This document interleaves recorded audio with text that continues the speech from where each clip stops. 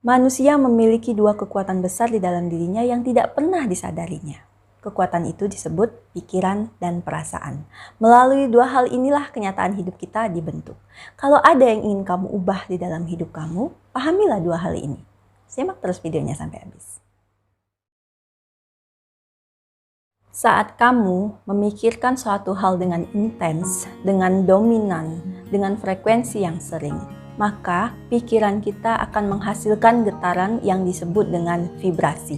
Vibrasi ini akan menghasilkan medan energi di sekeliling tubuh kita. Vibrasi ini kita pancarkan melalui proses berpikir. Jadi, meskipun kita tidak dapat melihatnya, sesungguhnya hasil dari pemikiran kita, pikiran-pikiran tadi akan menghasilkan gelombang otak yang nyata namun tidak dapat kita lihat secara kasat mata. Kamu bayangkan saja seperti gelombang radio, ya. Kamu tahu itu ada, itu nyata, oleh karena kamu dapat menangkap siarannya. Namun, apakah kita dapat melihat bentuk dari gelombang itu sendiri? Nah, kira-kira seperti itu. Pikiran itu nyata, hanya saja bentuk atau getarannya tidak dapat kita lihat secara kasat mata. Contoh paling mudah bahwa pikiran menghasilkan getaran yang kemudian nantinya akan menghasilkan medan energi adalah ketika kita sedang terperangkap dalam pikiran-pikiran negatif. Misalnya gini, ketika kita merasa cemas atau khawatir, ya, pikiran negatif pertama muncul. Kemudian, semakin kita pikirkan, pikiran negatif pertama tadi akan menciptakan pikiran-pikiran negatif lainnya. Seolah-olah satu pikiran menarik pikiran yang lain. Pikiran ini sulit sekali lepas. Ya, pikiran ini akan terus membayangi kita, membuntuti kita kemanapun kita pergi, dan dia selalu ada. Ya, pada saat inilah ketika kamu merasa terkungkung di dalam pikiran negatif ini yang seolah-olah selalu menempel seperti bayangan, itu tandanya pikiranmu sudah membentuk semacam medan energi di sekitarmu. Hal seperti ini biasanya tidak kita sadari. Ya, pikiran semakin kamu fokuskan, maka energi yang terbentuk semakin kuat. Kalau tidak kamu fokuskan, apapun yang kamu fokuskan akan menghasilkan medan energi. Sebaliknya, jika kamu tidak memfokuskannya, maka medan energi ini akan semakin lemah dan semakin berkurang. Dalam arti, pikiran negatif itu tidak akan lagi mencengkeram diri kita. Rahasia kekuatan manusia yang kedua adalah kekuatan perasaan atau emosi. Manusia memang diciptakan berbeda dari makhluk-makhluk yang lainnya, dikarenakan satu, manusia satu-satunya makhluk yang memiliki pikiran, dan yang kedua memiliki rasa atau perasaan, atau lebih jauh kita sebut emosi. Emosi manusia ini ada berbagai macam. Bahkan dalam satu hari kita bisa merasakan macam-macam emosi, ya. Mungkin kita bisa merasa marah, bisa merasa senang, kadang-kadang merasa benci, kadang merasa cemas, takut, ya, semangat, ya, hasrat atau passion, ya. Semua itu disebut perasaan atau emosi manusia. Sama seperti pikiran, saat kamu mengalami perasaan atau emosi yang intens, maka emosi itu akan menghasilkan getaran atau vibrasi. Kalau tadi vibrasi pikiran, maka yang ini adalah vibrasi dari rasa kamu, dari perasaan kamu, dari emosi kamu. Apapun yang kamu rasakan secara dominan, emosi apapun yang sedang kamu rasakan secara dominan, sadar atau tidak sadar, kamu sedang membentuk suatu medan energi yang berasal dari dalam hati kamu sebagai pusat atau sumber dari rasa. Bahkan dari hasil penelitian, vibrasi perasaan atau vibrasi emosi yang kamu pancarkan keluar dari dirimu itu 5.000 kali lebih kuat dari vibrasi yang kamu hasilkan dari pikiranmu. Vibrasi inilah yang menciptakan medan energi. Kalau kamu pernah lihat foto aura, ya, yang warnanya biru, kuning, merah, bermacam-macam tersebut yang mengelilingi tubuh kita, maka itulah yang disebut sebagai getaran atau vibrasi dari emosi kamu. Sekarang ini sudah ada teknologi untuk potret aura ya, dan sesuatu seperti itu memang benar-benar ada, benar-benar nyata. Dan energi ini atau emosi ini memang tidak dapat kita lihat, namun dapat kita rasakan. Saya akan berikan contohnya. Contoh vibrasi emosi atau vibrasi perasaan yang kerap kita rasakan adalah ketika kita datang ke tempat orang yang berkabung. Ini adalah pengalaman saya.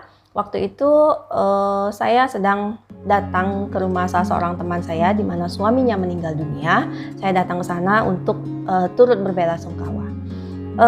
Pada saat itu jenazah dari suami teman saya itu belum sampai ke rumah duka karena meninggal di rumah sakit. Jadi saya datang untuk mengucapkan belasungkawa, dan begitu saya memasuki rumah tersebut, perasaan saya langsung tidak enak. Pada saat itu saya belum berjumpa dengan teman saya tadi. Hanya ada tetangga dan saudara-saudaranya yang ada di ruang tamu tersebut. Tapi begitu saya memasuki, menjejakkan kaki di rumah itu, yang saya rasakan adalah ada rasa tertekan, ada rasa sesak dan rasa tidak nyaman yang saya rasakan. Saya pikir setiap orang pasti pernah lah ya datang ke acara untuk berkabung atau ikut berbelasungkawa. Mungkin kita biasa, saking biasanya kita tidak menanggapi perasaan ini. Namun inilah yang disebut dengan emosi negatif. Emosi negatif yang berasal dari rasa duka cita, rasa kehilangan dan kesedihan yang mendalam. Yang saya rasakan saat itu menurut saya adalah perasaan duka cita atau sedih yang mendalam yang dirasakan oleh orang-orang yang ada di rumah itu. Perhatikan, tidak hanya dari istrinya, tapi juga mungkin dari orang tuanya, tetangganya, keluarga, dan kerabat-kerabatnya menjadi satu, membentuk sebuah gelombang energi, ya, membentuk suatu vibrasi yang begitu kuatnya sampai saya dan semua orang sebenarnya ya merasakan ada rasa tertekan.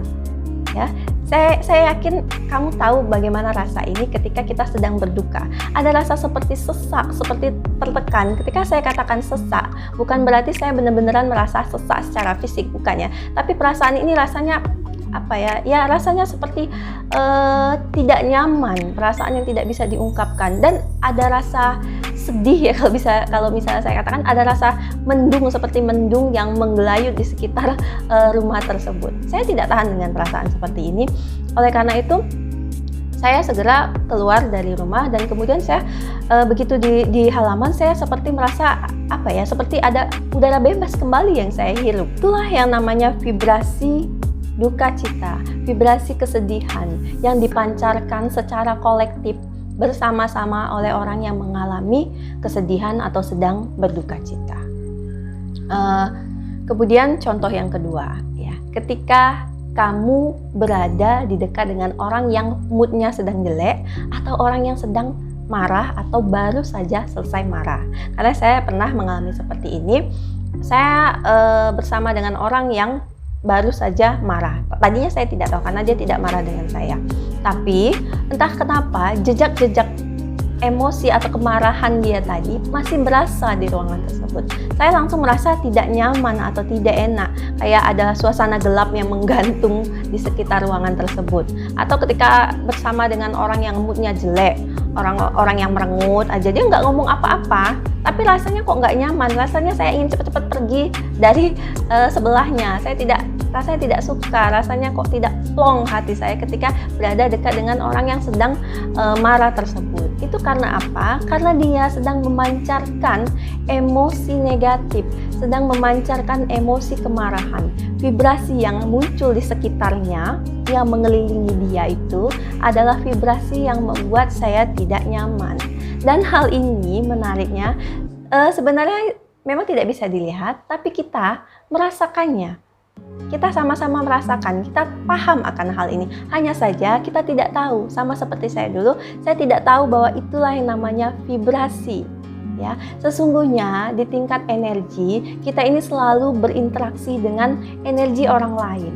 Ya, pernah nggak kamu merasa ketika kamu mungkin bertemu dengan orang yang kurang cocok dengan kamu harus terpaksa bersama-sama dia mungkin dalam perjalanan, dia cerita ini itu, kamu tiba-tiba merasa lelah. Itu karena apa? Walaupun kamu tidak ngapa-ngapain, hanya mendengarkan saja kamu lelah, ya.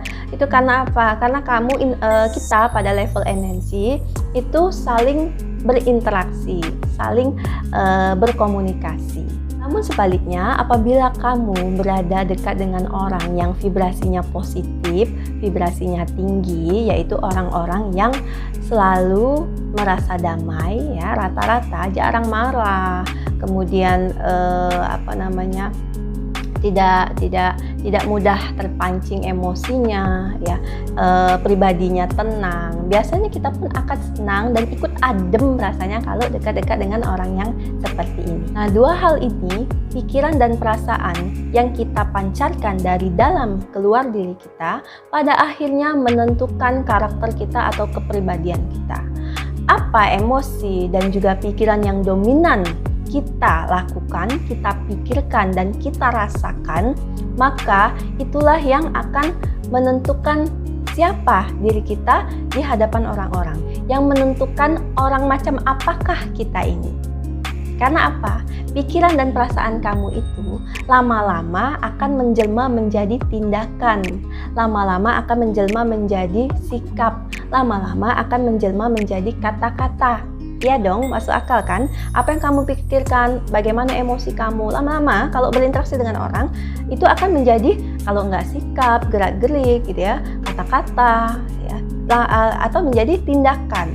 Nah, dari sini, kamu bayangkan, kalau orang yang pikirannya, perasaannya cenderung negatif, artinya dia sering merasa cemas, sering memikirkan hal-hal yang buruk, sering sekali merasa khawatir atau takut, ya kamu bayangkan saja bagaimana tindakan yang akan muncul, yang akan keluar dari dalam dirinya kalau dia dominan berada di dalam level perasaan negatif tersebut. Kamu bayangkan saja, orang-orang yang seperti ini akan cenderung menciptakan konflik dengan orang di luar dirinya. Akan mudah sekali muncul gesekan-gesekan ketika dia berinteraksi dengan orang yang ada di luar dirinya, di lingkungan pertemanannya. Kamu bayangkan saja, apakah kamu betah atau tahan ketika dekat-dekat dengan orang seperti ini. Inilah yang disebut dengan dunia internal kita itu sama dengan dunia eksternal kita. Jadi, perasaan kamu, emosi kamu yang berada di dalam diri kamu itu disebut dunia internal. Itu akan menjelma menjadi tindakan-tindakan yang sama dengan rasa di dalam hati itu. Kalau pikirannya negatif, perasaannya negatif, tidak mungkin dia akan melakukan perbuatan atau menjelma menjadi perbuatan yang positif. Pasti yang muncul adalah perbuatan yang sama dengan atau setingkat dengan perasaan tadi. Kalau dia biasa merasa cemas, khawatir, benci, curiga, maka tindakannya pun akan merefleksikan perasaan dia tadi. Dan ketika seseorang sudah melakukan tindakan seperti itu, bersikap seperti itu, tentunya akan sulit sekali untuk memiliki hubungan yang baik dengan orang lain. Sekarang kamu bisa cek sendiri diri kamu sendiri. Vibrasi apakah yang sering kamu pancarkan keluar dari diri kamu? Vibrasi apakah yang sering kamu keluarkan atau pancarkan dari dalam diri kamu? Apakah rata-rata positif atau rata-rata negatif? Cukup sekian video kali ini sebagai dasar bagi kita untuk belajar hukum tarik-menarik yang akan saya buat pada video saya berikutnya. Kalau kamu suka dengan video ini, silakan kamu like, subscribe, aktifkan lonceng notifikasinya. Terima kasih sudah menonton. Sampai jumpa di video berikutnya. Salam damai, salam hening.